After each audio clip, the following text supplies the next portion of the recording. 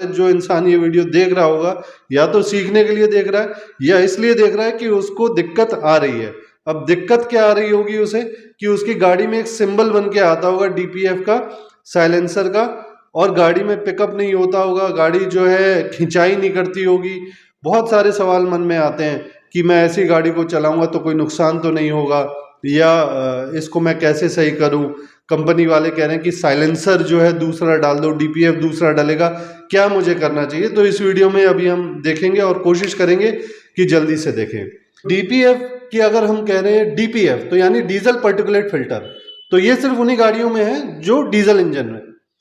लेकिन GPF gasoline particulate filter भी लग करके आता है जो अच्छी हमारी पेट्रोल की गाड़ियां होती हैं। लगा क्यों होता है? ये देखो, ये आप स्क्रीन पे देखो, ये हमारा इंजन है, ठीक। अब इंजन है तो इंजन जब काम करना चालू करता है तो अंदर प्रदूषण बनता है। वो प्रदूषण देखो, पहले क्या होता था कि यहां से निकल करके सिंपल एक साइलेंसर है, साइलेंसर से आगे निकल गया, लेकिन अब ऐसा नहीं होता। अब क्या है, अब वो सबसे पहले आएगा, ये आपको देखो यहाँ पे ये डीओसी मिल रहा है यानी डीजल ऑक्सीडेशन कैटलिस्ट, फिर आपको डीपीएफ मिलता है और फिर एससीआर मिलता है। इंजन में दो प्रकार का प्रदूषण निकलता है, एक होता है नॉक्स नाइट्रोजन ऑक्साइड और दूसरा होता है सूट मास यानी कार्बन के जो कण होते हैं। तो सूट मास को पकड़ने के लिए जो हवा में ना जाए ये डीपीएफ लगा रहता है, डीजल पार्टिकुलेट फिल्टर, जो सूट मास को अंदर पकड़ लेता है। नॉक्स को खत्म करने के लिए होता है आपका ये एससीआर यूनिट, यूरिया वाला डोजर यूनिट। तो आपकी गाड़ी में डोजिंग यूनिट भी होगा, एससीआर भी लगा है और इधर डीपीएफ लगा है। अब ये डीपीएफ चोक हो जाता है। चोक क्यों हो जाता है?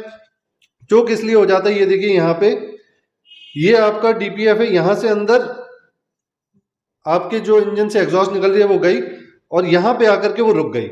सारा कार्बन यहीं रह गया और गैस यहां से आगे की तरफ निकल गई। कार्बन यहीं रुक गया, गैस आगे निकल गई। कार्बन यहां रुका, गैस आगे यहां से निकल गई। तो कार्बन रुक रुक के क्या होता है कि अल्टीमेटली ये डीपीएफ हो जाता है चोक। अब इस डीपीएफ को दोबारा से क्लीन करें, ये भी ऑटोमेटिकली होना चाहिए गाड़ी में, क्योंकि बार बार तो आप नई गाड़ी में से निकाल के नहीं ले जाएंगे। तो वो ऑटोमेटिक कैसे होगा, उसके लिए दिया है यहाँ पे डीओसी। तो डीओसी में टेम्परेचर बढ़ाने के लिए दिया हुआ डीजल ऑक्सीडेशन। तो डीजल का ऑक्सीडेशन यानी डीजल जलता है यहाँ पे और जलने से टेम्परेचर बढ़ता है। जब ये टेम्परेचर एक सीमा पे आ जाता है 800 डिग्री 900 डिग्री इतना टेम्परेचर हो जाता है, तो तब जाकर के क्या होता है, ये जो अंदर के कार्बन पार्टिकल्स हैं, जो अंदर के कार्बन पार्टिकल्स हैं यहाँ पे, ये जल करके राख बन जाते हैं और फिर यहाँ से निकल जाते हैं।